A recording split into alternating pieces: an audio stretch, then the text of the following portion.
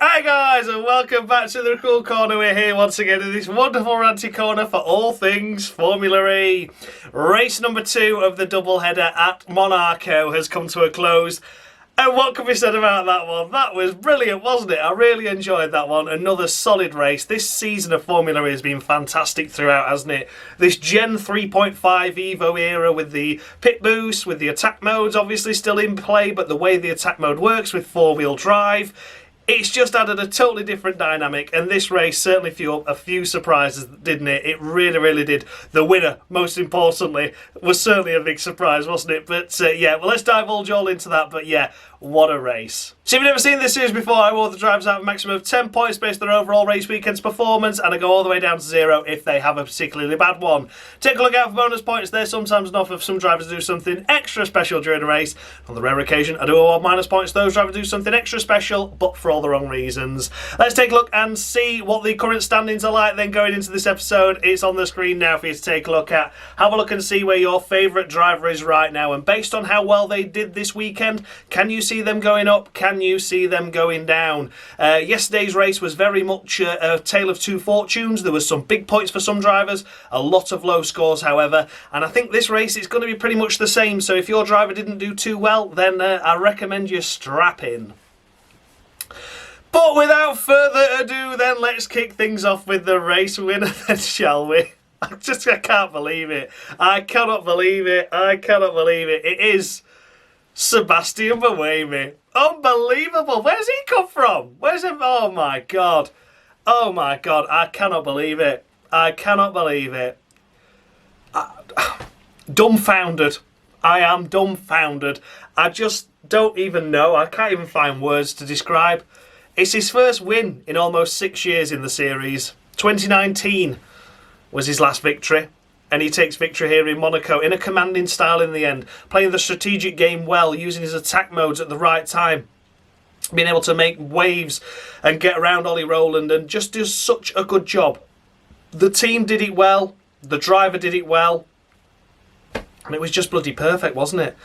But why can't this have happened for the last 2 seasons? Where were the last season? Where have they been all of this season? It's just unreal. And I've got no doubt in my mind that we're going to turn up at Tokyo next race and they'll just be pissing about at the back again. But here we are. Sebastian Buemi wasn't impressive qualifying, but made that race their own, didn't they? They really did. Sebastian Buemi drove faultlessly. Unbelievable stuff. So for Buemi, it's a perfect 10. It is a perfect 10. I can't do no less than that. I was not impressed with him yesterday for his antics in the free practice session, deliberately making contact with Da Costa. But this race around, you can't blame him for or fault him for a thing, can you? You can't. It's 10 to Sebastian Buemi. In second place, we come to the pole sitter this race. He was the bridesmaid in yesterday's race, taking P2 in qualifying, but winning the race. This time around, he takes pole in qualifying, but he doesn't win the race. He finishes P2. Ollie. This is the first time we've ever seen him be a little bit scruffy, haven't we? He had all the time in the world. He didn't take the attack modes. Everyone else did around him. He'd still got 2 attack modes left, while everyone else had 1, and he was still in second place. It was advantage Rowland, but he just refused to just bide his time. He had to try and make moves at the chicane, at the swimming pool chicane. He had to try and make moves there. He just had to try and make moves where moves were never really on. He got forced off the road by De Vries, so went down the escape road, had to come to a stop, let lose track position and time to him. Then he did it again on Vern, but this time he overtook Vern and then was like, I think I'm ahead, I think I stayed ahead. Well, no, you cut the corner, Ollie. And then we had this whole kerfuffle then of he crossed, he got ahead of Vern, then Nick De Vries came blinding up the inside of the pair of them and took them both, and then Buemi got through on Vern. So then Rowland took his attack mode to lose out a couple of positions, then lost a load of time to then let Vern back through a couple of laps later.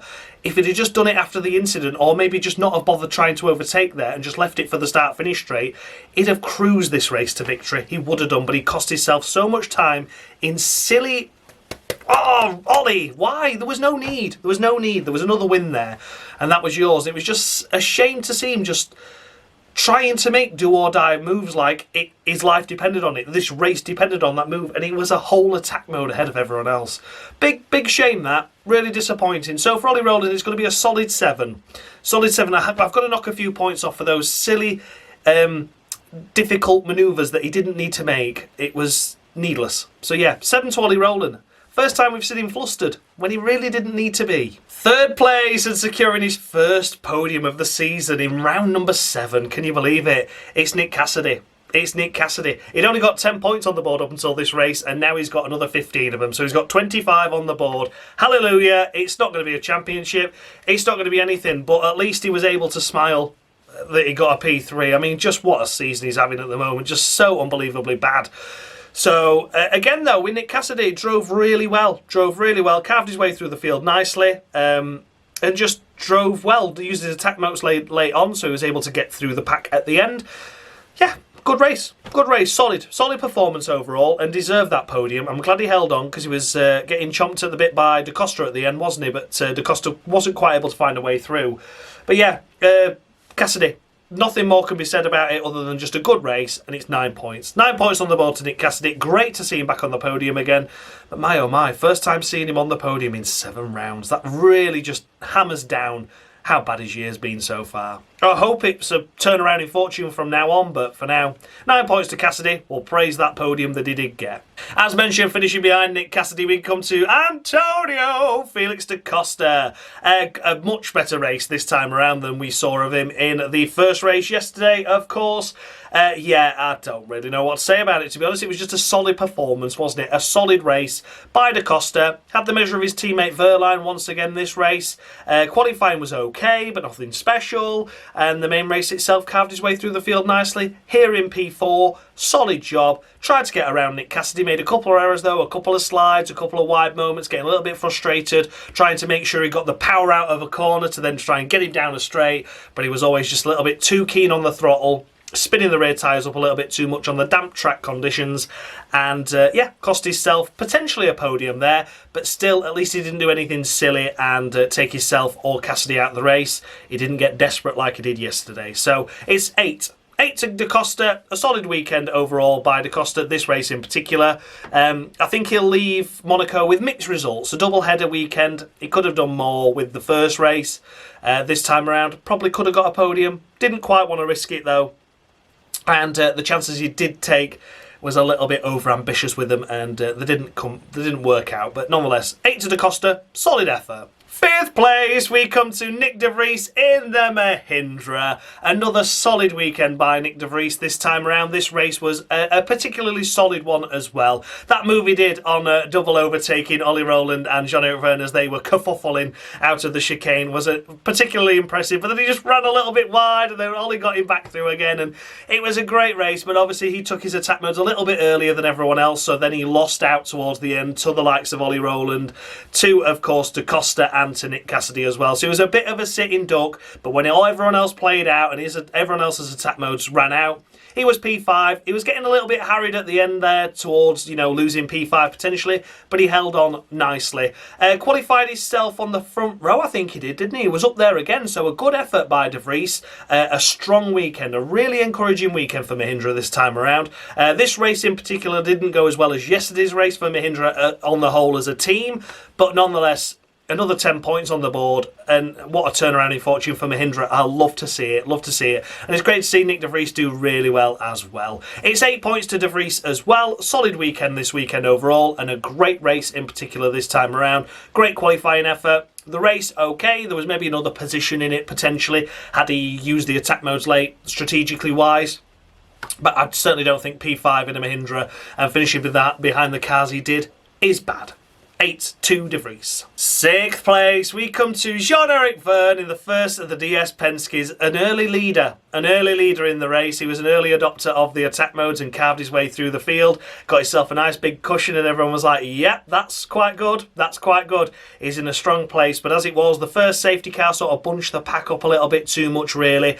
It got that couple of second deficit that he obviously lost out on, And then from there on, it was just sort of like he took the second attack mode early as well. And again, a bit like everyone else now, sort of a sitting duck towards the end.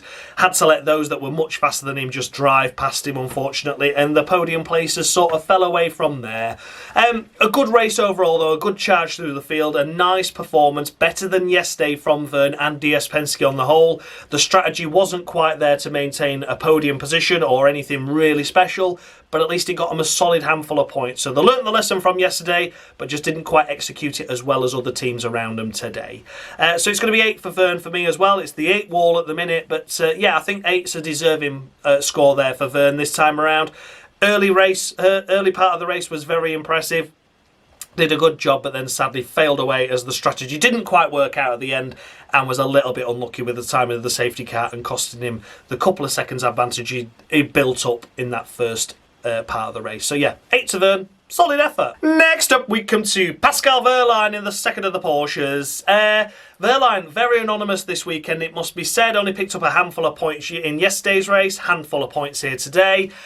Didn't really look to be threatening up front at any point. Was just sort of in this lower half of the top 10 and seemed to be quite happy to be there. He was looking to challenge the likes of Gunter ahead of him and De Vries ahead of him in the closing stages, but a bit like Da Costa, just couldn't find a way around him, and of course didn't want to lose the points that they'd sort of already got themselves guaranteed pretty much in that race. So yeah, for Wehrlein, it's a solid 7 this race this time around. Another okay performance, nothing special or spectacular. The main thing is that if he's having a difficult weekend and the car's not quite set up right for the circuit, at least bag some points and bring them home. Your title challenge goes on to another round. At least he's picked up the points that he potentially could have got. But again, still in a little bit of a shadow of his teammate this race. So, yeah, begs a question, doesn't it? But a solid 7 to Wehrlein.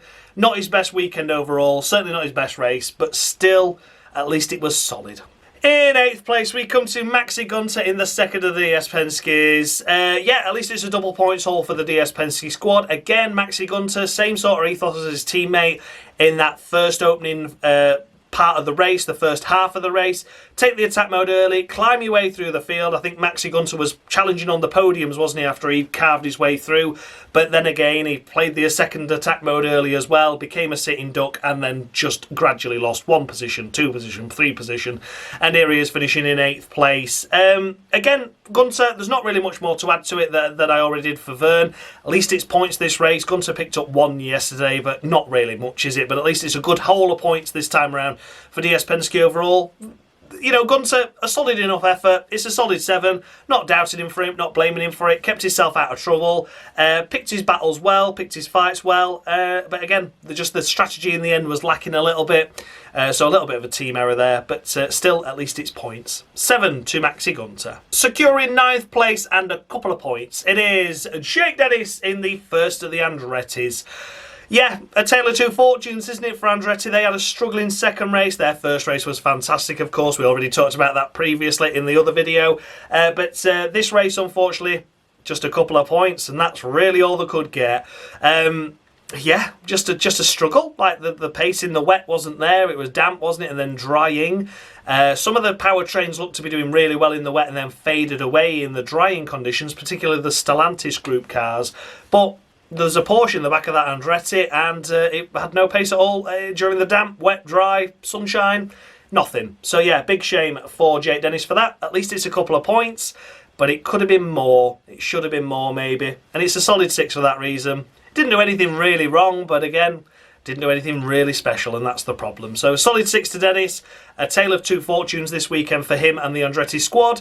Looking to bounce back in Japan, but yeah, just another tricky weekend. And securing the final points-paying position, we come to Stoffel van Dorn in the first of the Maseratis. Did he pick up 2 points in yesterday's race? A point here? I mean, it's just, at least it's something, but it's not much, is it? You know, it's just a little bit disappointing to see the Maserati squad just squabbling over the final points-paying positions. I'm sure there's more pace in that car. There's got to be. It just seems like there's a totally different mix of top 10 cars up there. You know, you've got both DS Penske's up there now. You've only got one Mahindra up there. You've got Nick Cassidy up there that wasn't up there yesterday. And yet, despite this whole twist and turn of the fortunes of the teams and drivers over 2 races at the same weekend, you've still got one Maserati car just, we'll have a point. We'll have a point. Like, come on. So yeah, Van Dorn, it's a Miller 05 for me for him because it's yet another average performance. I'm not going to say there was anything special in there, but there's got to have been a top 7 finish in it as an absolute minimum. So at least he picks up a point. But Maserati need to be scoring more than 1 or 2 points a race, and it's just frustrating at the moment. Van Dorn is a champion. He's a champion in this series, for God's sake. Yeah, Van Dorn, average. Miller 05 for an average performance once again. 11th place and just outside the points is exactly where Envision always tend to finish. Yeah, it is Robin Freitz, of course, because the other Envision did something ridiculous today. Robin Freitz, no points at all. His teammate went and bloody won the thing. I mean, just proves how inconsistent and erratic this team and their drivers are, doesn't it? It really does. He's not getting an of the week because there's plenty of them to give out as we go down the field. He's getting 2 points and he's thanking me for them, Robin. Robin, thank me for those 2 points, mate, and thank the rest of your competitors that they had a far more embarrassing weekend overall. Yeah, 11th place, just not good enough, is it, when your teammate's winning? It ain't good enough. I'm sorry, but it isn't. Yeah, I don't know what the hell happened to Buemi. Clearly steroids or something, but Robin Freitz should have at least been inside the top 10 as an absolute minimum. Top 8, you know, should have been more than nothing anyway.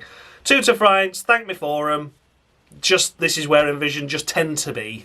12th place, we come to Eduardo Mortara. What a shame to see Eduardo down here. Qualified himself badly. I'm not sure if that was an error by the team. Something went wrong, didn't it? I can't remember if it was a team error or if it was just his error in qualifying. I can't quite remember. But either way, qualified himself well outside the top 10.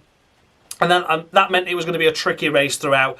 Never got himself inside the top 10, unfortunately, and finishing here in P12 is pretty much the closest he got to the points all race long. He's getting 3 points for Mortara, his teammate up there, fighting for the podiums once again, leading the race and doing a really good job.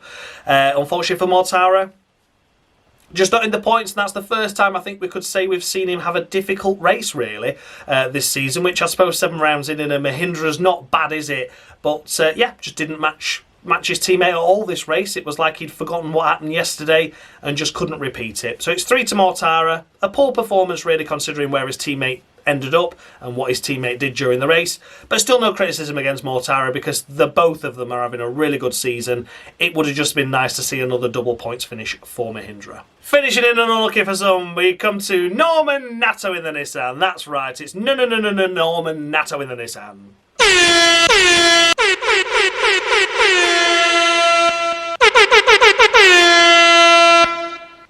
And there we have it, and of the week to Norman Nato, because once again he is P nowhere while his teammate is up there fighting for victory, getting pole positions.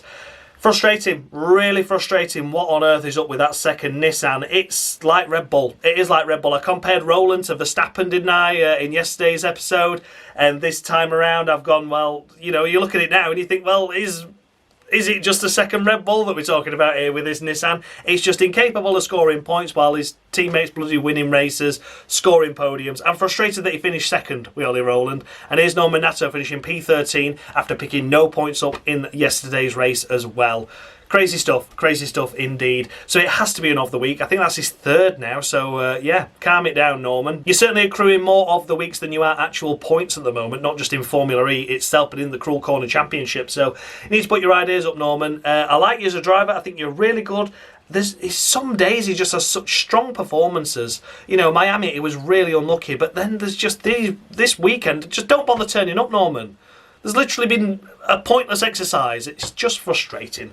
So yeah, an of the week to Norman Nato. Big shame, big shame. He's a great character. I like him, but he's just not gelling well at all, is it? Next up, we come to Zane Maloney in the first of the Apt Lola Yamahas. Yamaha Apt Lola. Yamaha Lola Apt Lola. Hello, hello, Lola. Yes, here he is. Tricky weekend really for Maloney. Once again, the pace of that car's just not there again. The efficiency of the car is not there again. and they were never really going to challenge for anything at all, to be honest, were they? Which is a shame to say, but it's factual. It's still a development year, it's still a learning year, and we just can't judge them based on the podium that they got a couple of races ago. That's not their pace, that's not where they are. Good to see them get that, of course, but that's just not where they are at the moment. They just need to get closer to the points where they can sort of consistently start to work their way up, chip the centre away, and then just start to be a bit like where Maserati are at the moment, just picking up a point, because that would be a successful result for the Lola squad. This race around, again, wasn't meant to be, really struggled overall. And for Zane Maloney, I don't think there was much he could do. I think he's sort of got the best possible place really out of it. He's finished ahead of a good handful of cars here. Didn't kept himself out of trouble, I should say. But yeah, overall, it's middle of 5. 5 for Maloney, an average performance. It doesn't mean to criticise his weekend overall or his race overall. It's just where the car is at the moment. It's difficult to judge, but you see some drivers in other vehicles doing really well. And it's sort of, you know, sometimes it doesn't always go their way, but at the moment the Zane Maloney and the Yamaha Apt Lola squad just, it's getting there, but it's just taking a little bit too long, isn't it? Miller 05 to Maloney. An average week, but it was okay. Finishing behind Zane Maloney, we come to the first of the Kiro race. Quid pro status quo, don't break my heart, my achy breaky heart. It is, of course, Dan Tinkton. What a shame for Dan. Great qualifying once again, getting himself inside that top 10. Had an issue in the head-to-heads, unfortunately, where the team miscalculated the car, they misprogrammed the car, so he did the 350 kilowatts on his outlap, and then when it came to him doing his actual lap, he only had 300 kilowatts, so he was out in qualifying, unfortunately, for that reason, and was eliminated in the head-to-head. So he could have been higher up the order, certainly could have been. The race itself was looking like it was going to be on the fringes of the points, but then Nick Cassidy made a late move to defend, going into the hairpin, and he had to take evasive action. Dan Tinkton had to take evasive action, bumped down the wall, then down the escape road, did a lovely pirouette though. Lovely pirouette. In that little tight space, I was like, he's not getting out there without reversing.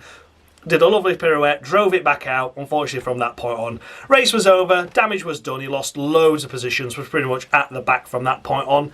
So to recover to here is okay. I've given it a 6, a solid 6 this weekend. Yeah, it was okay. It was nothing special. It could have been more, however, I totally don't doubt that, but it's just his lip again, isn't it? He was making his mouth again in commentary and like, oh, I did the job I could do, the team just screwed me over. Like, don't go shitting on your team, mate. Don't go shitting on your team. Like, it's just not on. So yeah, 6 to Dan. I've knocked a few points off for his attitude, really. He's not done it much as well this year, and it's disappointing when he does, because I'm like, Dan, come on, for fuck's sake. I thought we'd grown up. But yeah, you've got a right to be frustrated with the team, but again, you do it behind closed doors, don't you? You don't air it publicly during an interview. So anyway, we could see what the error was, Dan. It was a team error. We knew it wasn't your fault, and you just got to say, look, I did what I could. Unfortunately, the team made a mistake today, but we'll fight from where we are. That's all you have to say. You know, we know it was a team error. You're not praising the team, you're not criticising them either, but instead, oh, fucking team, oh, Mongy. 6 to Dan Tinkton. Then we come to Taylor Barnard in the first of the McLarens. Where have they gone? What the hell happened? We were so gutted for Taylor in the first race, weren't we? It was on course for a good solid points finish there. The strategy didn't work out too well after a qualifying on pole, but at least it would have got a bag full of points. This time round, qualified himself where? 16th or something? Down here finishing bottom half of the grid? What's happened? No pace at all. Obviously the wet conditions not working well with that McLaren, and didn't see anything of them. We thought maybe after that safety car, and they were one of the few cars to not take any of the attack modes, that the double attack mode will carve them through the field and maybe they could scrape some points. Well, I did anyway. Didn't happen. Didn't happen. Yeah, 4 to Taylor Barnard. What a shame. What a shame. Where'd that go? I was expecting big things this race, and it just didn't happen. Shame. 4 to Barnard. Oh God, I hope Tokyo's better for them, because they deserve more this weekend overall, but this time around was just literally had no pace at all. Next up, we come to the second Jake. In the second of the Maseratis, it's Jake Hughes.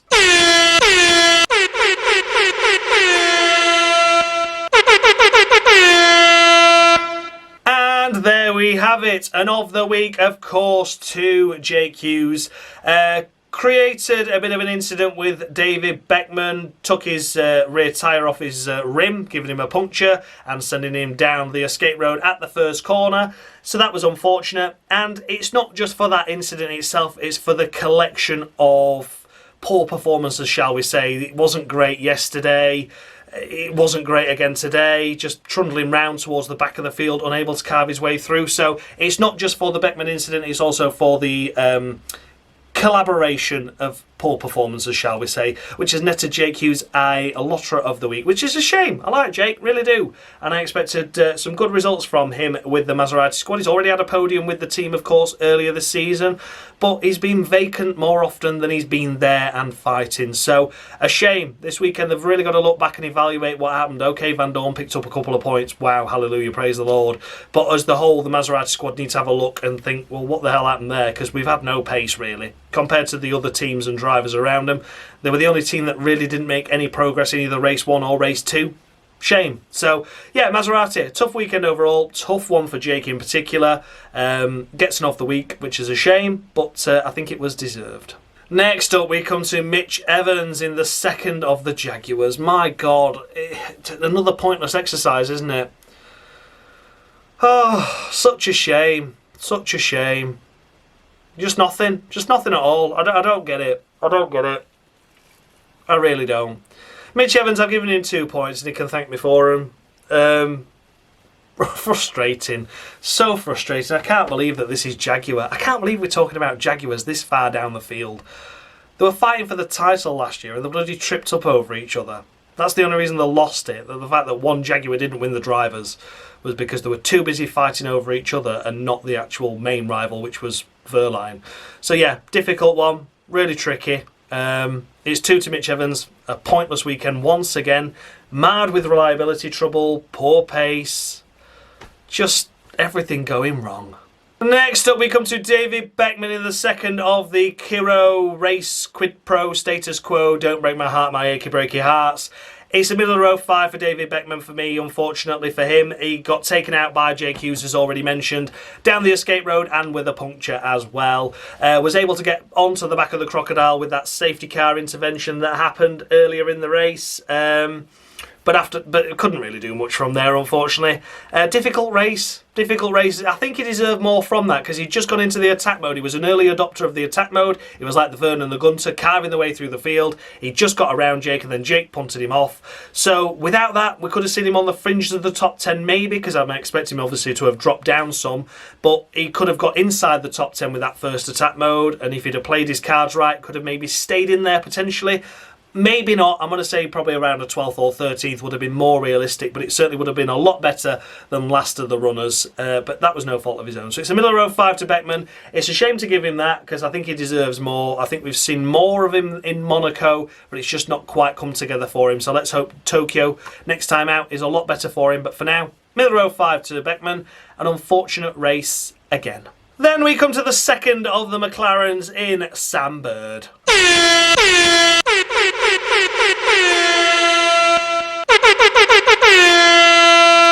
And there we have it, Lotterer of the Week to Sam Bird, and it had to be, unfortunately, a big crash in qualifying. Team did a good job to get him out in the race, started at the back of the grid, of course, due to that accident, and then in the race itself made no progress whatsoever. None at all. None at all. I think he had a pit stop in the race. Don't care really if he did. It was just not good. So yeah, it's an of the week to Sam Bird. And what we were saying in yesterday's episode about could this be the end of Sam Bird? He blows cold more than he blows hot, unfortunately, and that's not the way to do it. That's not the way to go racing. So a tough weekend once again for Sam Bird and McLaren overall, picking up no points again this weekend. Well, apart from the 3 for the pole position from Taylor Barnard. But yeah, they'd have had high hopes for a lot more. But Sam Bird really didn't deliver this weekend. And that's why it's an of the week to him. Then we come to the first of the retirements on this list. The last to retire in the race, of course, it is Nico Muller.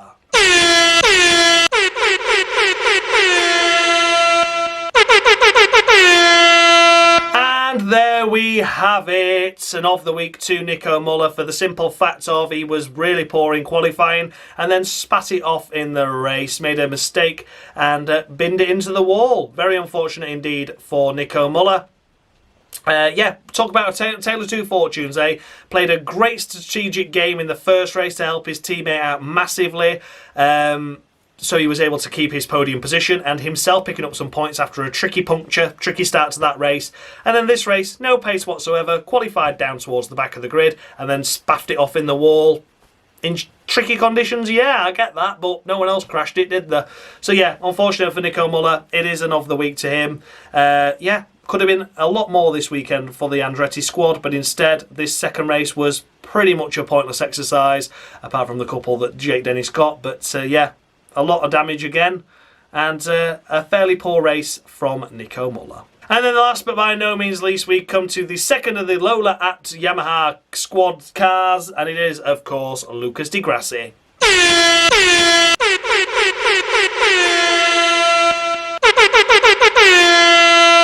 And there we have it. Of course, another Lotterer of the week is going the way of Lucas Di Grassi for that ridiculous lunge he made before going into the tunnel. He was having a good battle as well. He was having a good duel. Who was it with? Was it with Evans? It was, wasn't it? It was one of the Jaguars. I think it must have been Evans, because Evans has been down there all race long, hadn't he? But they were having a good duel, you know, around the hairpin, and they were battling, and they were touching, and they were giving each other a little kiss and a smooch. And then he just decided, fuck this, I'm going for it, and just harpooned it up the inside, just before the corner going into the tunnel. And he just went, whee, and just went straight off, sliding into the wall, and just spanked it into the barriers. Yeah, good effort, Lucas. So yeah, unfortunate for him really. That was an of the week worthy moment, because Lotterer would have been proud. Lotterer has had some good shunts around Monaco as well, so yeah, maybe the swap places. But yeah, Andre Lotterer of the week to Lucas Di Grassi, for the simple fact that that was a very audacious and ambitious move in the dry conditions, let alone in the wet. So there were the guys, those were the runners and riders of round number 2 here of the doubleheader at Monaco, race number 7 of the Formula E season. So let's take a look and see how the Cruel Corner standings lie now after I have awarded the scores I have just awarded. It's on the screen now for you to take a look at. Have a look and see where your favourite driver is right now. As we already know, there's a big pecking order already in place. There's some drivers that are really struggling, but Wayme's 10 points though. That does well for him, doesn't it? I hope he can continue the season like that. But yeah, I'm very much doubtful of it with that Envision squad. But yeah, as always, it's been a great race. Another solid weekend at Monaco. The first time they've had a doubleheader around here. I think the pit boost worked well in the first race. I think the second race in the changeable damp conditions was really good as well. Yeah, it's been an exciting one overall. Let me know down in the comment section, would you have scored any drivers higher than I did, lower than I did? And do you think overall the of the weeks that I awarded were fair? Because there was a fair few of them flying about this episode, weren't they? And massive thanks as always goes out to JW97, of course, of JW Talks Motorsport, for providing me with the scoreboard that you see on your screen and for the driver icons in the corner of your screen as I talk about each driver. Thank you for your continued contribution with this series, buddy. I really do appreciate it. Without him, this series would be more pointless than it already is. So I will see you all in, is it next week, Japan? Is it next week or is it the week after? Either way, I'll see you all in a week or two's time for the Tokyo E-Prix. They're coming around thick and fast now, aren't they? Which is crazy, crazy, crazy, because I've got to squeeze Formula 1 in as well and work. Fantastic. But yeah, thank you so much for your continued support with the series, guys. I look forward to seeing you all for the next one in probably a week, 2 weeks, I can't remember. But fear not, I'll be here. Thank you so much for watching, guys, and as always, much love.